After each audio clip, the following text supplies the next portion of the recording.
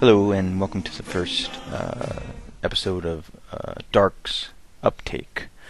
I'm going to be getting ideas, questions, and subject matter from viewers, but because this is the first one, I only had one suggestion from a very good follower of my written word blog.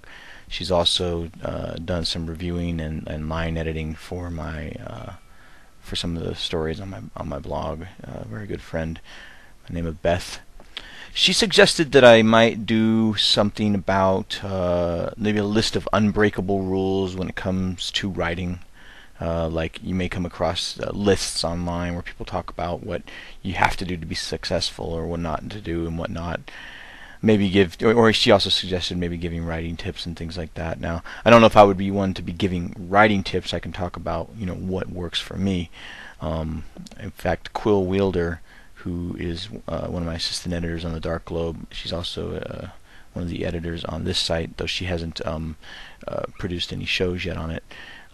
She knows a lot about that. She does a lot of research, does a lot about that kind of stuff. But I did do a little research, and I thought I did find a list from somebody, and I will put their link below, where they just kind of list 4 things that they think let me grab this page real quick. The website of Christine Gerwin Phipps. Rules for Successful Writing. She posted this in June of last year. We'll go ahead and start off with some of what she thinks are rules for successful writing, and then I'll kind of comment. Rule 1, BIC, butt in chair. You can't write if you can't sit still. Make time for it, the more the better. While the recommended time allotment is 2 hours, I would never manage that in the earlier years, not with a full-time job that required frequent overtime, a long commute, and a family, house, and yard to manage. I gave it whatever minutes I could eke out during the day and did a lot of thinking about what I wanted to say during those long commutes. She wrote more also, but I'll just go with that on rule 1. Let's see, you can't write if you don't sit still. I'm actually a full-time writer. I only work part-time, so time is not that difficult for me. But you still have to schedule it. I've mentioned this to many people back in August when I started my first blog. The point was to get in the habit of writing 800 to 1200 words a day. I've now been averaging over 1,000 words a day for like 10 months, so it worked. So I will say that I've always heard that writers write, and so I kind of followed that philosophy, and I just wrote and wrote and wrote. My written word blog is really like I've mentioned before, it's a writer's journal. It's not grammar, it's whatever. I just write, and I let the river flow, let the ideas come out in the stories, and then I don't edit it until I go back to prepare it for publishing if I decide to publish it. So I will agree that you really have to schedule time, and when you're working with if you're full-time working somewhere else, then you need to figure out what the time is right for you. I think 2 hours, a 2 hour, you can't, a lot of people that work full-time probably can't write 2 hours a day, but writing 2 hours straight is always, I think, a little bit of a challenge. Even with me, I have free time to do it, but I probably write more like an hour to hour and a half increments, something like that. So yeah, I think scheduling it is important. That is an important rule. If you don't schedule it and just kind of do it whenever, it's hard to get in the habit of writing. Rule 2, write it first, edit it later. Put your inner editor on hold. Suppose you spend hours polishing paragraphs, then find later that you have to cut those pages. Keep in mind that all first drafts are garbage. Why should yours be any different? If you try to edit while you write, you will not only stifle all creativity, you will edit the freshness out of the material, and you will never finish anything. She writes a little bit more about that as well. That is what I just said. Well, I just write to keep it flowing, which I think she's touching on.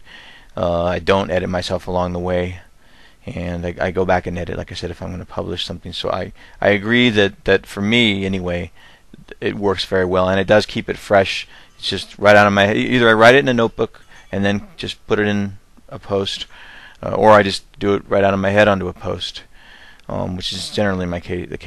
With poems, I often just do it right out of my head. So yes, I wouldn't say you have to do it that way. I think people that are naturally better at grammar will probably, a lot of times, their first edits aren't, or their first drafts probably aren't that bad compared to somebody like mine whose grammar is not so great.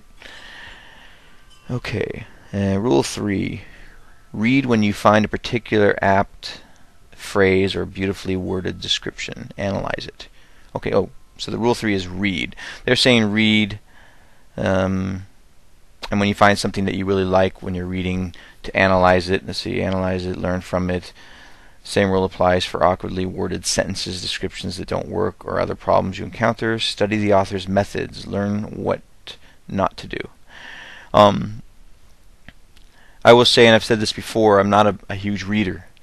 For me, I've always I've struggled with it a little bit. When I've read books. I've actually acted in several Shakespeare plays, so I've ended up reading a lot of Shakespeare, and he's my favorite writer. I really like Terry Brooks' Sword of Shannara. I've read books, and I've read a lot in school, obviously, but since school, not as many. And for me, whenever I try to sit down to read something, I tend to get sleepy, or I find myself telling myself that I should be writing instead. So I battle with it a little bit. That's me personally. In my opinion, I think that people that read have better grammar. You can be taught grammar when you're in school and whatnot, but I think people that actually read a lot, they learn a lot as far as grammar and just as far as a lot of things. So I think reading is a great idea. And I think her idea is a good idea too, to study things that you feel work that you read and study and whatnot. That doesn't work too well for me because I don't read a lot, but I do agree that it's a good method, I think.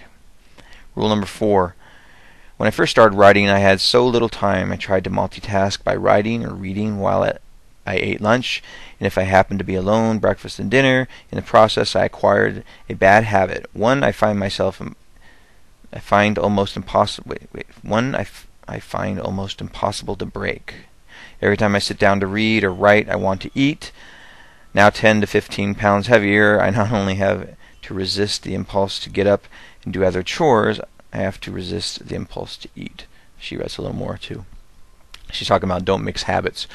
Once again, because I have time to write, it's not as challenging a thing for me. But I do recall when in the past when I would be working in an office, say, and I'd try to do something creative, I did tend to try to bring food or something just to kind of, I don't know, you bring. I'd never been a coffee drinker, so like soda or something to kind of set the mood, if you will. But I can see what she's saying. I mean, if you build humans are creatures of habit, and if you build eating in as part of your writing time, then yeah, you're liable to, I guess, gain some weight. That's kind of funny, but I guess it's probably true.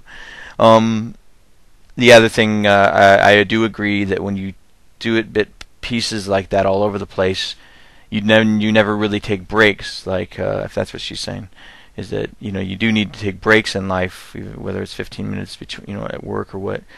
So I think it's important it's fine to squeeze in little bits and pieces of writing here and there, but as a rule, I really do think you should set specific time for creating. Granted, if you're out and about and you've got a notebook right away, you're at a Starbucks or whatever. But I do recall working 8 hours a day and taking my lunch break or 15-minute breaks, trying to squeeze in creative efforts, and it makes you tired. It burns you out, and I don't think you're necessarily that productive anyway. So yeah. Anyway, that'll be it for this dark take.